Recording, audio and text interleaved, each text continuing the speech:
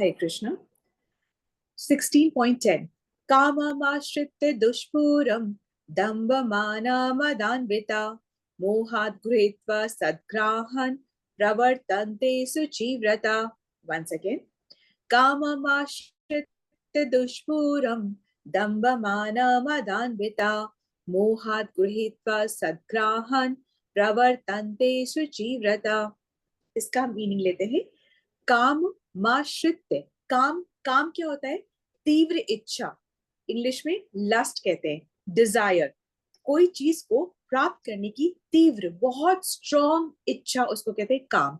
और ये मतलब जब हमारी इंद्रियों को जब विषय मिल जाता है, मतलब आईज को जब उसका विषय मिलता है देखने के लिए, उसको देखने के लिए कोई ऑब्जेक्ट चाहिए, तो आंखों को देखने के लिए जो ऑब्जेक्ट मिलता है, कानों को सुनने के लिए जो मिलता है, जीवा को चखने के लिए जो मिलता है, हाथ को छूने के लिए, स्पर्श के लिए जो मिलता है, उसको उससे काम इच्छाएं डेवलप होती हैं। ठीक है। अब इन इंद्रियों को अगर नियंत्रित करके रखा जाए तो फिर सही दिशा में इंद्रियां बढ़ती हैं। यदि इसे तो खुला छोड़ दिया जाए तो ये गलत दिशा में बढ़ती हैं। और ऐसा होता ही नहीं है कि एक इच्छा को पूरी करो तो दूसरी इच्छा जन्म नहीं लेती है।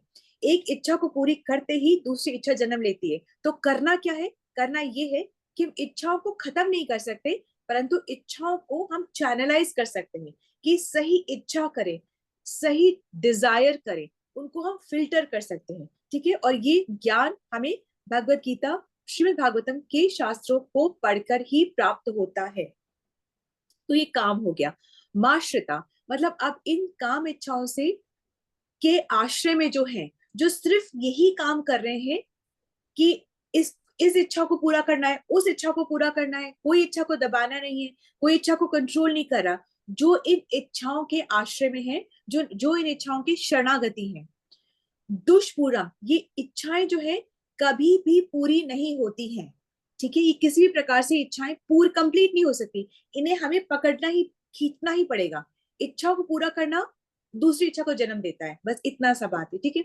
अब जो ऐसे लोग रहते हैं, ये डिमोनिक क्वालिटीज की बात हो रही है, असुरी प्रवृत्ति की बात हो रही है, उनमें क्या क्या होता है उनके अंदर में। एक्चुअली पहले कृष्णा ने फिलॉसफी बताई कि ये जो डिमोनिक फिलॉसफी है वो क्या है, कि ये कुछ भी करते हैं, कुछ भी सोचते हैं, अपनी इच्छा पूर्ति के लिए किसी हद तक भी जा सकते हैं। तो पहले उन्होंने फिलॉसफी बताई। ठीक है। ये डिमोनिक फिलॉसफी बताई। तो एक्चुअली एक तरीके से हमें बहुत अपने आप को भाग्यवान समझना चाहिए कि हम उस किसी भी फिलॉसफी में बहुत अंदर नहीं चले गए। यदि से तुम उस किसी और फिलॉसफी में बहुत अंदर चले गए होते तो आज हमको वही सच लगता और हम ये जो सच है उसको सच ना मान पाते। Is it okay? तो उसमें क्या क्वालिटीज होती? दम्भ। दम्भ का हम पढ़ चुके हैं, क्या मतलब होता है? दम्भ मतलब एक आडंबर करना, एक नाटक करना, कि ये बताना दूसरों को कि हम तो बहुत धार्मिक हैं, और ये बताने के लिए कुछ कुछ नाटक करना। जैसे बहुत बड़े लंगर करना, बहुत सभा का आयोजन करना, बताना कि हम तो बहुत धार्मिक हैं, बताना कि हम तो बहुत विद्वान हैं, बताना कि हम तो बहुत धनी हैं, बताना कि हमारे परिवार की तो बहुत अच्छी चॉइस है कि हम ऐसे सारे कार्य करते हैं।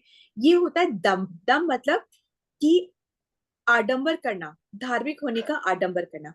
उसके बाद बताया मान। मान मतलब कि ये घोषणा करना कि हम सम्मानीय हैं, हम पूजनीय हैं, हम वंदनीय हैं, और भगवान जो है इस सब को निंदनीय मानते हैं। Is it okay? ऐसा करना कि हमारा मान हो, सम्मान हो, ये सब हम मानते हैं, परंतु भगवान इसको निंदनीय मानते हैं। तो ये सारे असुरी क्वालिटी है। पहला क्या बोला? कि दंभ रखते हैं वो। दूसरा क्या बोला? मान की इच्छा रखते हैं वो, तथा मद से युक्त होते हैं। मद से युक्त होना मतलब क्या होता है? मद मतलब एक तरीके का प्राइड, एक तरीके का एरोगेंस। ये कैसा होता है कि हम बेस्ट हैं, आई एम द बेस्ट। क्या होता है? मैं अपनी खुद की बहुत प्यारी हूँ, इस अपने आप को बेस्ट माना। क्या बोलते हैं उसको कि अपने आप को बोलते हैं ना कि मैं आई एम द बेस्ट, ऐसे बोलते हैं ना। तो मतलब, और यहाँ पे वैष्णव लोग क्या बोलते हैं? वैष्णव लोग अपने आप को बहुत विनम्रता के कारण अपने आप को दास मानते हैं। सबके नाम के पीछे लिखा था दास या दासी, कि हम सर्वेंट हैं। हम अपने आप को नौकर मानते हैं। किसका? कृष्ण का नौकर, कृष्ण का सर्वेंट मानते हैं। और भौतिक जगत में क्या होता है? हम बोलते हैं आई एम द बेस्ट, मैं अपनी खुद की बहुत प्यारी हूँ, मतलब आई लव माई सेल्फ, ऐसे हम अपने आप को ये मानते हैं। भौतिक जगत में आप किसी को नौकर बोल के तो देख लो, इट्स नॉट कंसिडर्ड वेल, ठीक है। तो ये एक डिफरेंस होता है। दम्भ मान मदान्विता मतलब दम, मान तथा मद से युक्त, की फॉल्स प्रेस्टीज से युक्त होना। मोह, मोहात गृहीत्वा, मोहात मतलब मोह से युक्त होना। ये सब किस वजह से हो रहा है? क्योंकि अज्ञानता है, क्योंकि मोह में फंसे हुए हैं कि ये होना चाहिए, वैसा होना चाहिए, हर इच्छा पूरी होनी चाहिए, हमारा मान सम्मान होना चाहिए। दम्भ होता है, हम दिखावा करते हैं, ये सब मोह के कारण करते हैं, क्योंकि मोह मतलब अज्ञानता, ठीक है। अज्ञानता मतलब कि हमें ज्ञान नहीं है, मतलब कि वो प्रकाश से हमारा इंट्रोडक्शन नहीं हुआ। प्रकाश मतलब क्या? शास्त्रों की बातें, शास्त्रों की नॉलेज, जिससे हमारा उद्धार होगा, वो वाली बातें, ठीक है। गृहीत्वा, गृहीत्वा मतलब कि जो ऐसी बातों को ग्रहण करके रखते हैं। सदग्राहण मतलब वो विनाशी वस्तुओं का, मतलब वो उसी में ही उलझे रहते हैं। गृहत्वा मतलब जिस तरीके से मगर जो होता है, मगरमच्छ जो होता है, वो पकड़ता जब है ना, तो उसकी पकड़ में बहुत बल होता है और वो आसानी से छोड़ता नहीं है। इसी प्रकार से ये जो क्वालिटीज, असुरी क्वालिटीज जब आ जाती है, तो ये बहुत मुश्किल से पीछा छोड़ती हैं और ये बहुत बल के साथ पकड़ के रखती हैं, ठीक है। जैसे कि धन, संपत्ति, धन मतलब जो हम लक्ष्मी कमाते हैं। धन, संपत्ति मतलब लैंड मास होता है, जमीन जायदाद, प्रतिष्ठा, सम्मान, ये सब। तो धन, संपत्ति और पत्नी, इन तीनों को रखने के लिए मेहनत भी करनी पड़ती है। भाई एक तो लाने के लिए मेहनत है, धन कमाने में मेहनत है, फिर धन को बनाए रखने में भी मेहनत है, ठीक है। और उसके बाद उसमें डर भी है और उसमें एंजाइटी भी है कि अगर खो गया तो, अगर चल नहीं पाया तो, अगर लॉसेस हो गए तो धन कमाना ही इनफ नहीं है, धन को बनाए रखना भी बहुत मेहनत लगाता है। तो कहने का तात्पर्य ये है कि धन, संपत्ति, पत्नी, इन तीनों को कमाना भी बहुत मुश्किल है और इन तीनों को मेंटेन करना भी बहुत मुश्किल है। और ये कैसे पकड़ के रखते हैं? ये बिल्कुल मगर के मुख में जब कोई चला जाता है तो वो कैसे टाइट पकड़ के रखता है, ऐसे ही ये धन संपत्ति पकड़ के रखती है। तो अब ये सोच सकते हैं कि तो क्या करें माता जी, ये मतलब तो क्या करें, क्या ये सब नहीं करना चाहिए? नहीं, बिल्कुल करना चाहिए, परंतु ज्ञान के साथ, लिमिट के साथ। भाई जो धन कमाएगा ही नहीं, वो दान क्या कर पाएगा, ठीक है ना? वो दान क्या कर पाएगा? जो जो पत्नी का संग करेगा ही नहीं, तो वो गृहस्थ आश्रम आश्रम में प्रवेश कैसे कर पाएगा? और सारे आश्रम बहुत जरूरी हैं, कैसे कर पाएगा?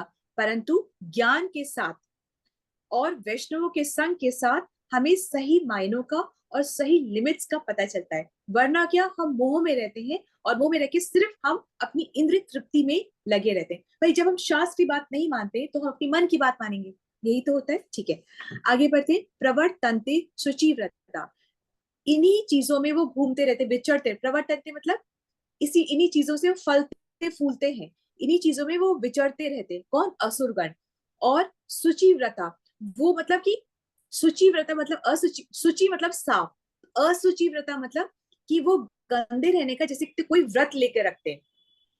जिस तरीके से साफ रहने में, मन की सफाई और तन की सफाई में मेहनत लगती है, तो ये जो असुरी प्रवृत्ति के लोग होते हैं, ये फालतू की बातों में, फालतू के आचरण में, ये भी जो अपनाते हैं ना फालतू की बातें, फालतू के आचरण, इसमें भी बहुत मेहनत लगती है, बिना मेहनत के नहीं होती। मतलब कोई अगर अपनी मान प्रतिष्ठा चाहता है तो उसके लिए उसको मेहनत करनी पड़ती है। कोई यदि से जिस तरीके से कोई शुद्ध रहने में मेहनत करता है, वैसे ही अशुद्ध रहने में, मांस, मदिरा, अवैध संग करना, इन सब में मेहनत लगती है, बिना मेहनत की, बिना स्ट्रैटेजी के नहीं होता। परंतु क्योंकि अज्ञानता है, इसलिए गलत राह पे मेहनत करते हैं। तो अगर हम सोचे कि भाई अब यहाँ पे तो अच्छी बातें होनी चाहिए, यहाँ पे गंदी बातें क्यों हो रही हैं, कि असुरी आसुरी गुणों की बातें क्यों हो रही है, तो इसलिए हो रही है कि जिसे हमें पता होना चाहिए कि भगवान खुद कह रहे हैं कि मुझे नहीं पसंद है। ये मत सोचो कि हम 100 रुपए की चोरी करके 2 रुपए का दान करके हम शुद्ध हो जाएंगे, नहीं, ऐसे नहीं कर सकते। हमें सुकृति की कमाई करनी है, चाहे थोड़ा कमाना है, सुकृति की कमाना है, और उस थोड़े में से भी थोड़ा सा हमें दान के लिए रखना है, क्योंकि हम गृहस्थ आश्रम में हैं। बहुत जरूरी है दान, बहुत जरूरी है दान, तपस्या, जप, ये तीनों आश्रम के लिए, ये तीनों गृहस्थ आश्रम में बहुत जरूरी है। उसको दान करना ही करना है, उसको तप करना ही, तपस्या करनी है। कोई आराम से नहीं बैठे रह सकते गृहस्थ आश्रम में। सारे आश्रमों में श्रम है, श्रम छुपा हुआ है।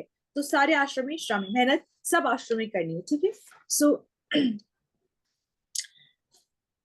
इस अब जो एक लास्ट बहुत इंपॉर्टेंट बात ये है कि असुचि व्रता मतलब होता है कि मांस खाना, मदिरा पीना, और ये भूत प्रेतों की जो पूजा होती है ना, ये सारे हमें इम्प्योर करते हैं। ये सारे क्या फायदा, क्या फर्क पड़ता है अगर हमने कर लिया तो? ये फर्क पड़ता है कि हमारा चित्त जो होता है वो अशुद्ध होता है, और फिर अशुद्ध चित्त से हम भक्ति नहीं कर सकते, हम भक्ति नहीं कर सकते।